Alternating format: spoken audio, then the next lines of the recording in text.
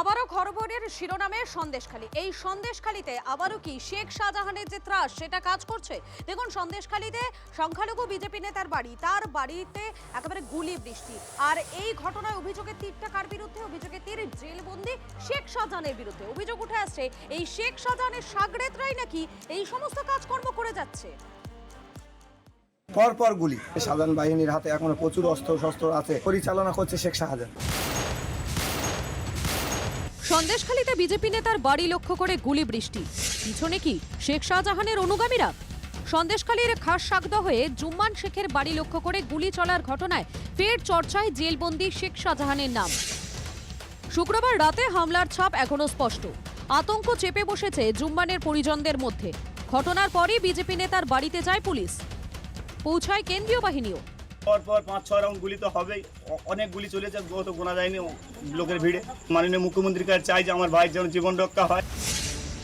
সন্দেশখালী বিধানসভায় এবারে প্রথম জিতেছে বিজেপি। মার্জিন ছিল 17,510 ভোট। স্থানীয়দের একাংশের বক্তব্য, বিজেপির জয়ের পেছনে অন্যতম ভূমিকা ছিল জুম্মানের। এবার ভোটে বয়ারমারি 1 ও 2, সরবেরিয়া, আগারহাটি এবং হাটগাছি অঞ্চল থেকে বিজেপি লিড পায়। 4টি অঞ্চলে বিজেপি এগিয়ে থাকায় পিছনে নাকি কৃতিত্ব ছিল জুম্মানের। সন্দেশখালী 3 নম্বর মণ্ডলের সংখ্যালঘু মোর্চার সভাপতি জুম্মান দীর্ঘদিন ধরে বিজেপির সঙ্গে যুক্ত।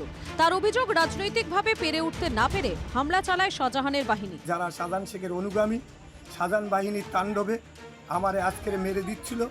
আমি খুব অল্পের জন্য বেঁচে গিয়েছি। এখানে উন্নতি হয়েছে, সেই জন্য ওই হিংসায় আমাকে মেরে দেওয়ার জন্য চক্রান্ত করেছে শাহজাহান বাহিনী। বিজেপি বারবার দাবি করছে যে আইনের শাসন চলছে, তাহলে সন্দেশখালীর মতো জায়গায় হিংসাত্মমূলক কাজগুলো হচ্ছে, বন্ধ করতে পারছে না। অভিযোগ, সন্দেশখালীর বেশ কিছু জায়গায় এখনো সক্রিয় শাহজাহানের দলবল। তারাই যত গন্ডগোলের মূলে।